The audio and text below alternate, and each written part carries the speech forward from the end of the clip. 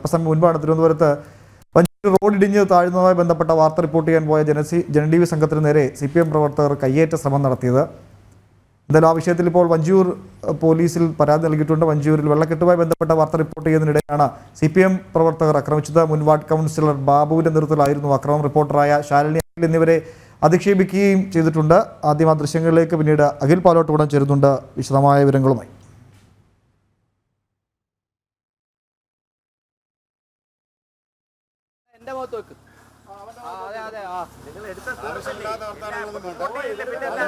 ഞാനൊന്നും പറഞ്ഞില്ലല്ലോ, ഞാൻ ഒരക്ഷരം പറഞ്ഞില്ല.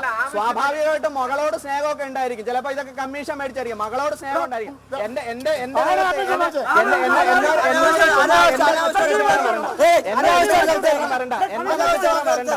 എന്റെ മക്കട്ട് ഏറാൻ വരണ്ട.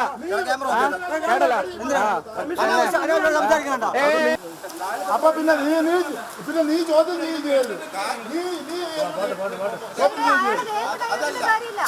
ചേട്ടാ ശരീരത്തിലൊന്നും കൈവയ്ക്കാതെ പോയി അതായത് ഒരു പെൺകുട്ടിയുടെ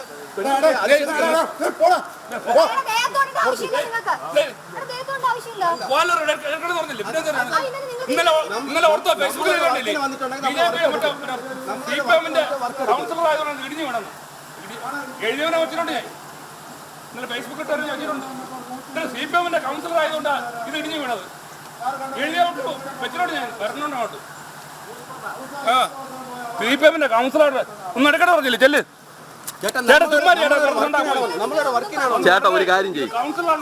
ഇതേപോലെ ജനൻ ടിവിയിലെ ക്യാമറമാൻ വന്ന് എടുക്കുകയാണ് പോലീസിന്റെ അടുത്ത് കംപ്ലൈന്റ്. ഞാൻ ഇതിൽ കൂടുതൽ ഞാൻ എന്തിരിക്കേ സകലുണ്ട്, ഇതൊന്നും എടുക്കണ്ട, ഇവിടെ കാണരുത്, ക്യാമറയുമായിട്ട് പൊക്കോളൂ, അതല്ലെങ്കിൽ തങ്ങളുടെ കൈവശമുള്ള ക്യാമറകളൊക്കെ പിടിച്ചു വാങ്ങുക, അല്ലെങ്കിൽ എന്താണ് ചെയ്യാൻ സാധിക്കാൻ നോക്കാം, അങ്ങനെയൊക്കെ ഭീഷണി മുഴക്കിയാണ് CPM. നേരത്തെ കഴിഞ്ഞ ദിവസങ്ങളാണ് തലസ്ഥാനത്തെ ഗുണ്ടാ വിളയാട്ടത്തെ പറ്റിയൊക്കെ നമ്മൾ വലിയ വാർത്ത കൊടുത്തതും ചർച്ച ചെയ്തതുമൊക്കെ. എന്തിനാണ് അധികം പറയുന്നത്? ഭരിക്കുന്ന പാർട്ടിയുടെ തണലിൽ മാധ്യമപ്രവർത്തകരോട് പോലും പരസ്യമായി ക്യാമറയ്ക്ക് മുമ്പിൽ ലൈവാണെന്ന് അറിഞ്ഞിട്ട് പോലും ഇത്ര മോശമായി സംസാരിക്കുന്ന തരത്തിലേക്ക് എങ്ങനെയാണ് ഈ സാഹചര്യങ്ങളൊക്കെ മാറിയത്? അതിൽ ഇപ്പോൾ എന്തായി? പോലീസിൽ പരാതി നൽകിയിട്ടുണ്ട്, എന്താണ് അടുത്ത നടപടി? ഉമേഷ്, എന്തായാലും നമ്മൾ ഇത് നിയമ നടപടിയുമായി, ഇത് നിയമവ്യവസ്ഥതയുള്ള ഒരു രാജ്യമാണല്ലോ. ആരൊക്കെ എത്തൊക്കെ ഗുണ്ടാരാജ്യം നടത്തിയാലും ഈ നാട്ടിൽ നീതിയുണ്ട്, ഈ നിയമവ്യവസ്ഥയുണ്ട്. ആ നീതിബോധമുള്ള നമുക്ക് എന്തായാലും അതുമായി തന്നെ മുന്നോട്ട് പോകാൻ സാധിക്കും. അല്പം മുമ്പ് എന്നെ വിളിച്ചതുപോലെ വഞ്ചൂർ ബാബുവിനെ തിരിച്ച് ചീത്ത വിളിച്ചാൽ ഉണ്ടാകുന്ന ഒരു സംസ്കാരമല്ല നമുക്ക് ഈ ചാനലും അതുപോലെ തന്നെ നമ്മുടെ പാരമ്പര്യവും ഒക്കെ തന്നെ പകർന്നു നൽകുന്നത്. അപ്പോൾ ആ തരത്തിൽ നമുക്ക് പ്രതികരിക്കാനും സാധിക്കില്ല. പക്ഷേ ഒരു ജനത ഇപ്പോഴും ഞാൻ നിൽക്കുന്ന തിരുവനന്തപുരത്ത് ഒരു നഗരഹൃദയത്തിൽ ഇറങ്ങി നിൽക്കുകയാണ്. വലിയ തോതിൽ വലിയ രീതിയിലാണ് ഈ തലസ്ഥാന നഗരിയിൽ മഴ പെയ്തുകൊണ്ടേയിരിക്കുന്നത്. രാവിലെ മുതൽ ആരംഭിച്ച ഈ മഴയാണ്. ഈ മഴ പെയ്ത് കെട്ടുന്ന വെള്ളം എങ്ങനെയാണ് അതൊന്ന് ക്രമീകരിച്ച് ജനങ്ങൾക്ക് ബുദ്ധിമുട്ടില്ലാതെ, ജനങ്ങൾക്കൊരു തടസ്സവുമില്ലാതെ അതൊന്ന് ക്രമീകരിക്കാൻ അത് ചെയ്യേണ്ടത് ഭരണകൂടമാണ്, ഈ നഗരസഭയാണ്, ആ ഓരോ വാർഡിലെയും വാർഡ് കൗൺസിലർമാരാണ്. തിരുവനന്തപുരത്ത് വഞ്ചൂർ എന്ന് പറയുന്നത് ഒരു പ്രധാനപ്പെട്ട ഒരു കേന്ദ്രമാണ്. കാരണം കോടതി ഇരിക്കുന്ന, വലിയ പ്രധാനപ്പെട്ട ജില്ലാ കോടതി ഇരിക്കുന്ന, മറ്റു വ്യവസായ സ്ഥാപനങ്ങൾ ഇരിക്കുന്ന, മറ്റു വ്യാപാര സ്ഥാപനങ്ങൾ ഇരിക്കുന്ന വലിയൊരു പ്രധാനപ്പെട്ട നഗര ഹൃദയഭാഗമാണ് ഈ വഞ്ചൂർ എന്ന് പറയുന്നത്. അവിടെയാണ് പ്രധാനപ്പെട്ട ഒരു ആമേഴഞ്ചാൻ തോടെന്ന് പറയുന്ന ഒരു തോടിൻ്റെ കര ഇടിഞ്ഞു വീഴുന്നത്. അവിടെ ഉണ്ടായിരുന്ന ഇലക്ട്രിക് പോസ്റ്റുകൾ മറിഞ്ഞു വീഴുന്നില്ലെങ്കിൽ പരിസരത്തുണ്ടാകാവുന്ന വലിയ അപകടം, അങ്ങനെയെല്ലാം ചൂണ്ടിക്കാട്ടിയാണ് നമ്മൾ അവിടെ വാർത്ത ചെയ്യാൻ പോകുന്നത്. വാർത്ത ചെയ്യേണ്ട എന്ന തിട്ടൂരമാണ് മാർക്സിസ്റ്റ് പാർട്ടിയുടെ, ഇടതുപക്ഷത്തിൻ്റെ, CPM-ന്റെ ഒരു തിട്ടൂരമാണ്. അതുപോലും ദൃശ്യങ്ങൾ പകർത്തി നിങ്ങൾ കാണിക്കരുത് എന്ന വലിയ തിട്ടൂരം കാണിക്കുന്നു, ചീത്ത വിളിക്കുന്നു, കയ്യേറ്റം ശ്രമിക്കുന്നു. ക്യാമറാമാനോട് പറഞ്ഞത് നിന്നെയും ക്യാമറയും അടക്കമെടുത്ത് വെള്ളത്തിൽ എറിയുമെന്നാണ്. അങ്ങനെ കൊലവിളി ഭീഷണി നടത്തുന്ന ഒരു സാഹചര്യത്തിലേക്കൊക്കെ പോകുന്നുണ്ട്. അങ്ങനെയുള്ളപ്പോഴും നമ്മൾ നിർഭയമായി ഈ വാർത്ത നൽകുക എന്നുള്ളത് നമ്മുടെ അവകാശമാണ്. കാരണം പ്രേക്ഷകർ ആഗ്രഹിക്കുന്നുണ്ട്, ഈ നാട്ടിലെ ജനങ്ങൾ ആഗ്രഹിക്കുന്നുണ്ട്, പൊതുജനം അനുഭവിക്കുന്ന പ്രശ്നങ്ങൾ എന്താണ് എന്നറിയാൻ അങ്ങനെ ജനങ്ങൾ ആഗ്രഹിക്കുന്നുണ്ട്. ആ പക്ഷത്താണ് ഒരു മാധ്യമ സ്ഥാപനം എന്ന നിലയിൽ നമ്മളും നിലകൊള്ളുന്നത്. എന്തായാലും നമ്മൾ ഇപ്പോൾ പരാതിയുമായി പോലീസ് സ്റ്റേഷന് മുമ്പിലേക്ക് നമ്മൾ എത്തിയിട്ടുണ്ട്. പോലീസിനോട് നമ്മൾ കൃത്യമായി അത് രേഖാമൂലം തന്നെ എഴുതി കൊടുക്കുക. കാരണം ഈ പ്രശ്നത്തിൻ്റെ രണ്ടാം ഘട്ടം എത്തുന്ന സമയത്ത്, വലിയ സംഘർഷത്തിലേക്ക് പോകുന്ന സമയത്ത് അവിടെ വഞ്ചൂർ സ്റ്റേഷനിൽ നിന്ന് പോലീസ് എത്തി അവർക്ക് മനസ്സിലാവുകയും ചെയ്തിരുന്നു. കാരണം നമ്മളെ ദൃശ്യങ്ങളൊക്കെ തന്നെ ആ ചിത്രങ്ങൾ കഥ പറയുകയാണ്. സത്യം ആ ചിത്രങ്ങളിൽ തന്നെ വായിച്ചെടുക്കാൻ സാധിക്കുന്നതാണ്. കാരണം വ്യക്തമായിട്ട് എത്രമാത്രം അപകട സാധ്യതയോടുകൂടിയാണ് ആ റോഡ് ഇടിഞ്ഞു താഴ്ന്ന തോടിലേക്ക് പോകുന്നത്. അതിൻ്റെ വശങ്ങളിൽ സ്ഥിതി ചെയ്യുന്ന കമ്പിവേലി അടക്കം റോഡിലേക്ക് പതിക്കുന്നു, ആ മാലിന്യങ്ങൾ അടിഞ്ഞുകൂടുന്നു. അങ്ങനെ വലിയൊരു അപകടം നിൽക്കുന്ന സ്ഥലത്താണ് നമ്മളത് വാർത്തയായി എത്തുന്നത്. നമുക്ക് അറിയാവുന്നതുപോലെ പല വാർത്തകൾക്ക് ശേഷം നടപടി ഉണ്ടാകുന്ന സാഹചര്യമൊക്കെ ഉണ്ട്.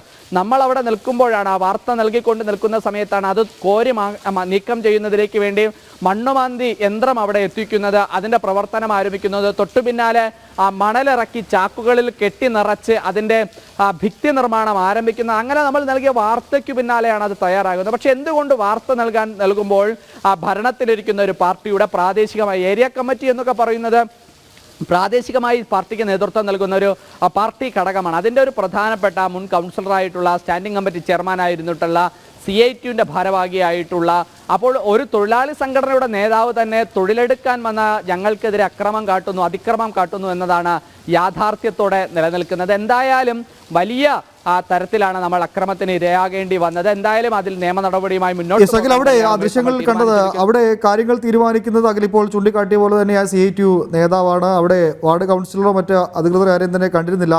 മുണ്ടെടുത്ത് കണ്ണാടി വെച്ച് നിൽക്കുന്ന ആൾ കൗൺസിലറുടെ അച്ഛനാണെന്ന് മനസ്സിലാക്കാൻ സാധിക്കുന്നു. അവിടെ മറ്റ് നഗരസഭയുടെ അധികൃതരോ ആരും വന്നിട്ടില്ല. അദ്ദേഹമാണ് അവിടെ കാര്യങ്ങൾ തീരുമാനിക്കുന്നത്. അതായത് ഇത്തരം കാര്യങ്ങൾ ഇടപെടേണ്ട ജനപ്രതിനിധികൾ ഇടപെടാതിരിക്കുക. അവിടെ പാർട്ടിയാണ് കാര്യങ്ങൾ തീരുമാനിക്കുന്നത്. ആ പാർട്ടിയെ വിമർശിക്കാൻ പാടില്ല, അവിടെ അത് ചോദ്യം ചെയ്യാൻ പാടില്ല. അതൊക്കെയാണ് അവിടെ വലിയ സംഘർഷത്തിലേക്ക് കൊണ്ടെത്തിച്ച കാര്യങ്ങൾ, അല്ലേ? അതാണ് ഉമേഷ് ഞാൻ പറഞ്ഞത്. കാരണം ഇപ്പോൾ സ്വാഭാവികമായും മഴ പെയ്യുന്നുണ്ട്. അപ്പോൾ സ്വാഭാവികമായും ആ മഴ പെയ്യുമ്പോൾ എൻ്റെ വാർഡിൽ എന്തെങ്കിലും ജനങ്ങൾക്ക് ബുദ്ധിമുട്ടുണ്ടോ, എവിടെയെങ്കിലും വെള്ളം കയറിയിട്ടുണ്ടോ, ആർക്കെങ്കിലും പ്രശ്നമുണ്ടോ എന്ന് പരിശോധിക്കാൻ സാധാരണഗതിയിൽ തെരഞ്ഞെടുക്കപ്പെട്ട ജനപ്രതിനിധി എന്ന നിലയിൽ അവിടെ വാർഡ് കൗൺസിലർ എത്തുക എന്നുള്ളൊരു സ്വാഭാവികമാണ്, മനുഷ്യത്വപരമായ ഒരു പ്രവർത്തനത്തിൻ്റെ ഭാഗമാണ്. അത് ഏതു രാഷ്ട്രീയ പാർട്ടിയുടെ ആയാലും അതൊരു മനുഷ്യത്വത്തിൻ്റെ ഭാഗമാണ്. എനിക്ക് വോട്ട് ചെയ്ത ആളാകാം, ചിലപ്പോൾ വോട്ട് ചെയ്യാത്ത ആളാകാം. അങ്ങനെയാണെങ്കിൽ പോലും അവിടേക്ക് എത്തുക, എന്താണ് പ്രശ്നം, അതിൻ്റെ പരിഹാരം കാണുക എന്നുള്ളതൊക്കെ പ്രാദേശിക തലത്തിൽ ചെയ്യേണ്ട കാര്യങ്ങളാണ്. വാർഡ് കൗൺസിലർ എന്ന് പറയുന്നത് ഗായത്രി ബാബുവാണ്. ഈ അക്രമം മുഴുവൻ നടത്തിയ, അതിക്രമവും ചീത്തവിളിയും ഗുണ്ടായുസവും നടത്തിയ വഞ്ചൂർ ബാബുവിൻ്റെ മകളാണ്.